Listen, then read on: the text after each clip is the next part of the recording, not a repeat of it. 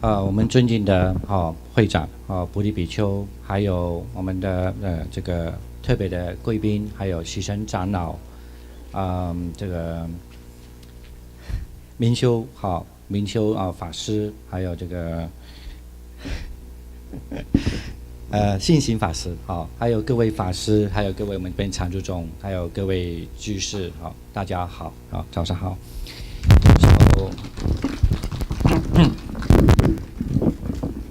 No, just first of all, I'd like to thank, I'd like to address to our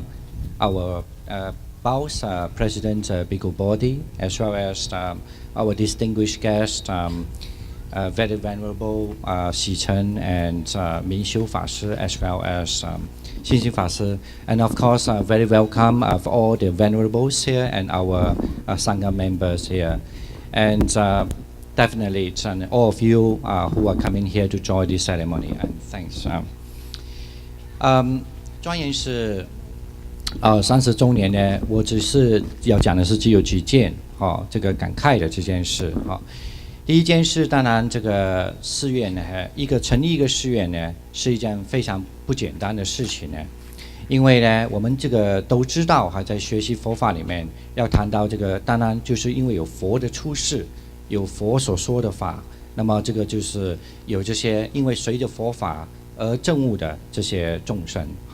这里面呢，当然也除了这个之外呢，我们所谓的三宝之外呢，当然有一个就是因为追随着佛陀理念呢而出家的僧众这就是所谓的这个出家的僧众I just like to just simply introduce that, of course, everyone knows that it's not very easy to establish a temple or monastery in anywhere. But however, because all the monastic members fulfilling or just follow the Buddha's instructions, so we all know that as a Buddhist, so we have to very, very much honor the Buddha and then honor the teaching of the Buddha. That's what we call the Dharma, as well as to honor those who follow the Buddha's teachings and become the saints, that's what we call the Sangha member. And among the Sangha, certainly, and then the Buddha also highly advised that those who are interested and devote their life purely on the Dharma, that's what we call the Sangha monastic members. And definitely, for those who want to walk on this path as a Sangha monastic member, it's not very easy because they have to dedicate their life not only just learning the Dharma, but also to practice and also to understand what the world needs them, so what they should do. 那过去的30年，当然这里的开山长老就是显明长老，然后也从台湾来到这个美国这个地方，当然就是为的也是同样的，就是希望这个佛教能在美国发扬起来。那么当然除了显明长老之外呢，接下来的过去的方丈呢，还有就是我们的明修长老明光长老。那明光长老也在这庄严寺呢贡献了非常的多我们如果从显明长老的我的理解的话，从显明长老来看的话，当显明长老来的时候呢，就很多僧众来这里随他来学习佛法。Firstly, I like to say our first abbot here in the Zhuangyan Monastery, who came here certainly hold a very warm heart, wanted to spread the Buddhist teachings in this soil, in this land, that's in America. And then he's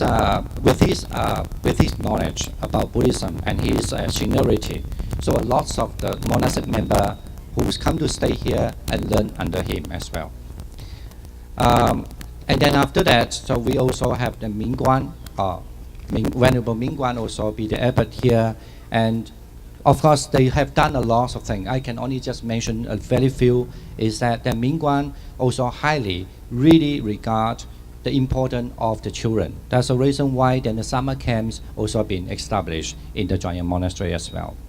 And being one of the very important activities in Zhuangyan Monastery. Now, and then also, let me just finish in English maybe. And then after that, Mingguan, Venerable Mingguan, and then we also have Venerable Jiru and Venerable Shou and then as well as Venerable Jiru also come back here to take care as an abbot as well. And then they all also have highly dedicated to many other things, but I can only mention one, say that to build up, to supervising building up this, the Buddha hall, as well as the building up this body path, and all this kind of building that they have great contribution to the Zhuangyan monastery. And as well as the last one, before me, I take over as an abbot, so it was the Venerable Jintong. And then Venerable Jintong also with their very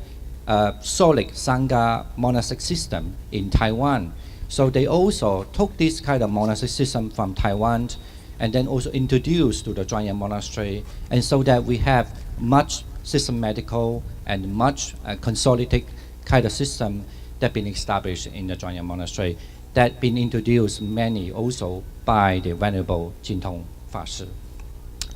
我要说的就是这个明光法师呢，当他接着翻藏的时候，然后实际上呢，当然我这边因为时间的关系，我只是讲一两点而已。就是他有一个非常的这个菩萨心肠的这个为了这些小朋友们，尤其那么也这个一直的鼓励的。当然从开始在之前就已经在办，但是他就非常的大力推动这个所谓的这个夏令营。所以呢，这到现在呢，庄严寺这个夏令营呢，这个成就呢，是我这个明光法师的功是不可没的，他所贡献这个是非常巨大的。然后，当然我只是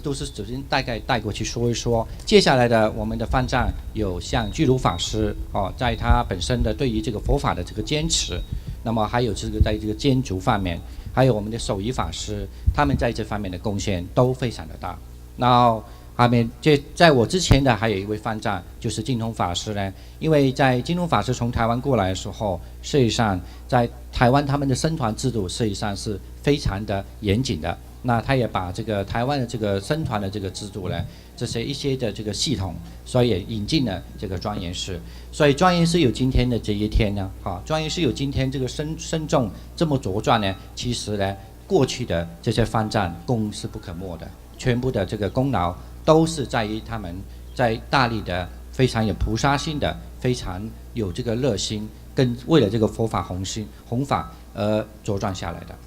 那么最后呢，那么我就是当然我本身是在这个